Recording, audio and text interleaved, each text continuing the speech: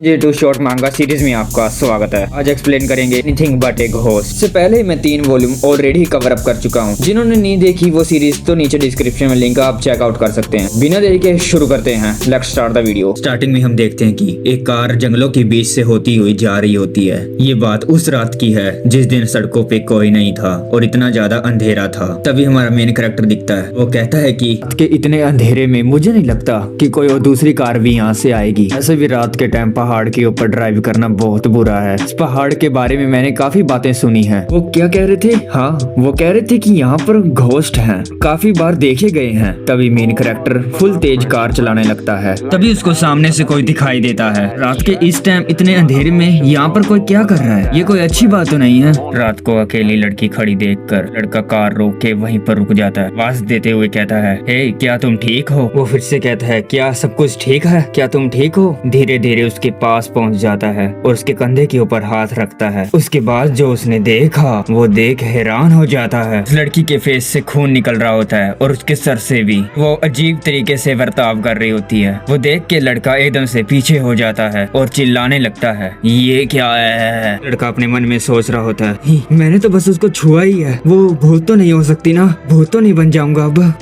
वो इंसान ही है, मुझे अपने डर के ऊपर काबू करना चाहिए। तभी लड़का उसके पास फिर से जाता है। कहता है कि अरे सर से खून आ रहा है, क्या तुम ठीक तो हो ना? लेकिन लड़की उसको कोई जवाब नहीं देती। ओ कम ऑन यार, मैंने बिना कुछ सोचे उसको कार में बिठा तो लिया, अब मुझे क्या करना चाहिए? मुझे शायद हॉस्पिटल में जाना चाहिए। उसके बाद लड़का उसको अस्पताल में ले जाता है। तभी वो डॉक्टर को पूछता है कि कोई इंजरी वगैरह तो नहीं हुई ना, वो ठीक है? तभी डॉक्टर कहता है कि मुझे इस लड़की के शरीर के ऊपर कोई भी चोट का निशान नहीं मिला। तभी लड़का हैरानी से कहता है, क्या? लेकिन डॉक्टर उसके पूरा चेहरा खून से भरा हुआ है। क्या आप कह रहे हैं कि उसको कोई चोट ही नहीं लगी? वे कैसे हो सकता है? डॉक्टर कहता है, मुझे ऐसा लगता है कि ये खून इसका लड़की का नहीं है, ये किसी और का है, वो इसके साथ मैच नहीं कर रहा। डॉक्टर साहब आप आकर कहना क्या चाहते हैं? मैं समझा नहीं। मुझे इसके बारे में खुद कुछ नहीं पता और लड़की वो मुझे कुछ नहीं बताने वाली, और मैंने तुमको बिना बताए पुलिस वालों को फोन कर दिया है। वो जल्दी ही आते होंगे। खून किसी और चीज के साथ जुड़ा हो सकता है, मैं रिस्क नहीं ले सकता। पुलिस वाले उसको लेने तभी आ गए। उन्होंने मेरे से बहुत से सवाल जवाब किए लड़की के रिलेटेड। उसके बाद मुझे भी छोड़ दिया गया और घर जाने को कहा। पुलिस वाले उसको अपने साथ ले गए उसके घर तक पहुंचाने के लिए।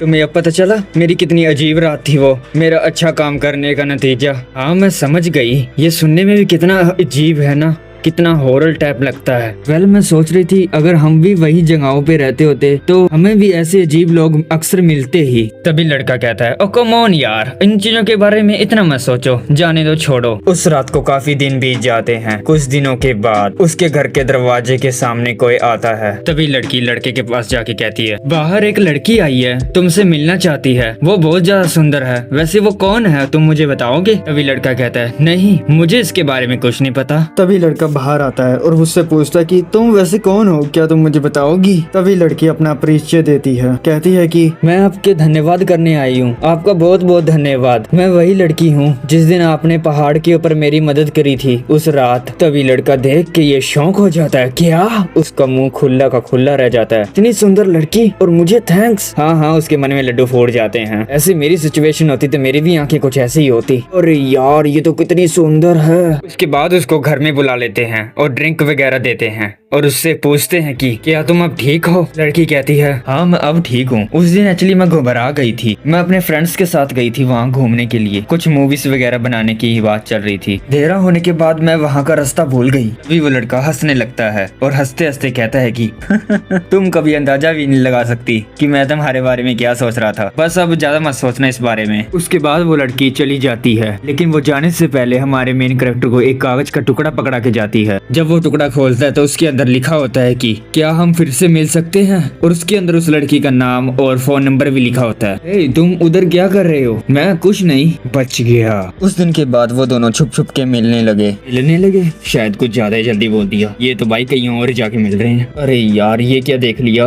बातचीत के दौरान ऐसे काम भी आ जाते हैं कभी कभार। अब सीरियस टॉपिक पे। तभी लड़की लड़के से पूछती है कि तुमको मुझ में ऐसा क्या दिखा, मैं सुंदर नहीं हूँ? तभी लड़का कहता है कि तुम इतनी ज्यादा सुंदर हो कि कोई भी लड़का तुम्हारे ऊपर फ्लैट हो जाएगा। जाएगा। फिर लड़का पूछता तुमको मेरे में क्या दिख गया? तुमको पता है तुम्हारे पीछे भूत तुमको फॉलो करते हैं। क्या तुम जानते हो शिगरू होस्ट को? मैं उनको देख सकती हूँ। शिगरू कहता है हाँ ठीक है, लेकिन तुम मुझे इसलिए तो पसंद नहीं करती कि भूत मेरे पीछे पीछे घूमते हैं। नहीं वो बात नहीं है, मेरी माँ भी ऐसी ही थी। वह मुझे जन्म देते ही मर गई थी। जब मेरा जन्म हुआ वो पहले से ही मर चुकी थी और वो एक भूत बन चुकी थी। मरने के बाद वो फिर भी मुझे दूध पिलाने आती थी और मेरी परवाह भी करती थी। मैं आज जो कुछ भी हूँ सिर्फ उनकी वजह से ही हूँ और उन्होंने ही मुझे बड़ा किया। और हाँ, अब भी मुझे उनके बिना कुछ भी ठीक नहीं लगता। शिगरू क्या तुम सच में उनको नहीं देख सकते? वैसे भी भूत तुम्हारे चारों ओर घूमते हैं। शिगरू कहता है बढ़िया, मजा आ गया, वाह। उसके बाद शिगरू सो जाता है और वो बोलती रह जाती है। अगले दिन शिगरू बहुत लेट उठता है। उसके बाद वो उठते ही कहता है मुझे घर जाना होगा जल्दी। उसके बाद शिगरू उस लड़की को देखता है और देख हैरान हो जाता है ये क्या है। उस लड़की का चेहरा पहले की तरह ही खून से भरा होता है, लेकिन शिगरू लेट हो रहा था इसलिए वो उसको वहीं पर छोड़ के चला जाता है।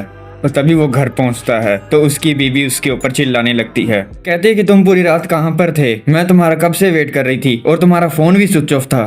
प्रेग्नेंट बीवी आपके घर पे बैठी है और आप बाहर घूम रहे हैं। मैं आपसे फिर से पूछ रही हूँ आप कहाँ पर थे? शिगरू कहता है कि मैंने तुमको बताया था मैं काम में थोड़ा बिजी हूँ। उसके बाद शिगरू के पास एक कॉल आती है। उसकी बीवी कहती है कि ये कौन है? तो शिगरू कहता है कि ये मेरी फ्रेंड है।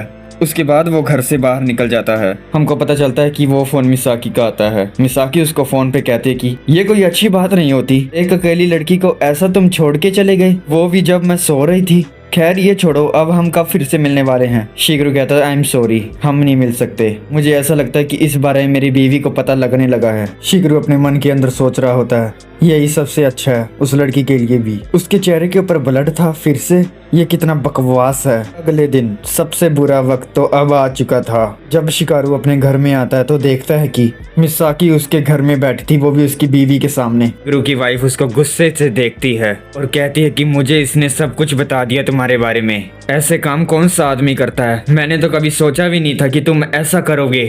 उसके बाद उसकी बीवी चाकू उठा लेती है और उसको मारने की कोशिश करती है और कहती है कि मैं तुम दोनों को ही मार डालूंगी।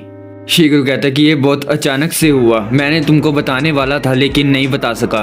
पति होने के कारण उसकी वाइफ ये सदमा झेल नहीं सकी, इसलिए उसने अपने आप को ही मार लिया, जिसके कारण उसका बच्चा भी मर जाता है। उसके बाद मिसाकी शिगरू को संभालती है। तभी मिसाकी शिगरू को कहती है कि तुम्हारे चारों ओर बहुत सारे भूत घूम रहे हैं, बस थोड़ी देर और। शिगरू कहता है कि सब कुछ खत्म हो गया, तुम अपने घर जाओ मिसाकी। तभी शिगरू कहता है क्या भूत मेरा पीछा कर रहे हैं? क्या तुम पागल हो चुकी हो? ऐसे ही कुछ भी मत बोलो। तभी मिसाकी कहती है कि मैंने तुमको बताया था कि तुमने मुझसे सवाल किया था कि तुमको मेरे में क्या पसंद आया। मुझे तुम्हारे भूत ज्यादा टेस्टी लगते हैं और मुझे जिंदा रहने के लिए उन भूतों की जरूरत है जो कि तुम्हारे पीछे हैं और डिलीशियस हैं। शिगरू कहता है कि तुम्हारा दिमाग खराब हो गया क्या मिसाकी? तुम ये क्या बकवास करी जा रही हो कब से? मिसाकी कहती है तुम मेरे पर विश्वास करो चाहे ना करो, ये तुम्हारी चॉइस है। बेहतर होगा कि आप ये चीज मान लें कि इससे अच्छी चीज कभी नहीं देखी होगी। अब इन भूतों के अंदर 2 भूत और भी हैं, क्या तुम उनको नहीं देख सकते? आपको पता है कि आपकी यूना और एक छोटा बच्चा भी है यहाँ पर जो दीवार के ऊपर इधर उधर तैर रहे हैं। देखो तो सही ऊपर की तरफ, तुम देखते ही नहीं हो। वो दोनों बहुत ज्यादा अच्छे लग रहे हैं। दौड़ो दौड़ो जितना तुमको दौड़ना है। मुझसे नहीं बच पाओगे। तभी मिसाकी बिल्ली की तरह छलांग लगाती है और उनको पकड़ने की कोशिश करती है। उसके बाद वो उनको पकड़ लेती है और खा जाती है। तभी शिगरू ये देख हैरान हो जाता है। वो कहता है कि ये नहीं हो सकता, मुझे अभी यूना की आवाज आई थी, ये चीख मेरी वाइफ जैसी ही लग रही थी। शिगरू मिसाकी से पूछता है कि ये ब्लड कैसा तुम्हारे फेस पे? और वो आवाज मेरी वाइफ जैसी लग रही थी। तभी मिसाकी जोर से हंसने लगती है और अजीब सा बर्ताव करती है। शिगरू मिसाकी को इस तरह देख के सब कुछ समझ जाता है। वो कहता है कि मेरे पीछे घूम रहे सभी भूतों का शिकार करने के लिए मिसाकी मेरा कब से पीछा कर रही थी, इसलिए इसने ये सब किया। उसके बाद शिगरू की जॉब और उसका हाउस दोनों ही चले जाते हैं और उसका बहुत बुरा टाइम चलना शुरू हो जाता है। वो कहता है कि मैं सड़कों पे रहने लगा और डस्टबिन से खाना चुरा के खाने लगा, जिसके कारण मैं बीमार हो गया। उसके बाद बाकी का दिन मेरा अस्पताल के अंदर ही बीतता रहा। मिसाकी आज फिर से मुझको मिलने के लिए आई। मैं उसको महसूस कर सकता हूँ और उसकी आवाज सुन सकता हूँ। वो अपनी जीभ चटकटा रही थी। मुझे तो वैसा लगता है कि वो मेरा भूत बनने का इंतजार कर रही है, फिर मुझे भी खा जाएगी। तो इसी के साथ ये कहानी यही एंड होती है। जिंजू ईटो इस कहानी में ये बताने की कोशिश कर रहे थे कि जो तुम्हारे पास है उसकी कदर करना सीखो। जब वक्त होता है तो हमारे पास सब कुछ होता है, लेकिन एक टाइम ऐसा आता है जब हम अपना सब कुछ खुद से ही गवा देते हैं। वीडियो अच्छी लगी तो लाइक, सब्सक्राइब और कमेंट जरूर कर देना। जल्दी मिलेंगे जिंजू ईटो की शॉर्ट मांगा लेके। तक के लिए फिर मिलते हैं। आरिगातो।